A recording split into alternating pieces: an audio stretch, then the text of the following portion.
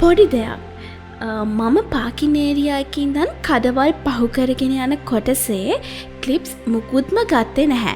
බබාලා දෙන්න අපිත් එක්ක ආපු නිසා ඒ ගැන සෝරි හොඳද?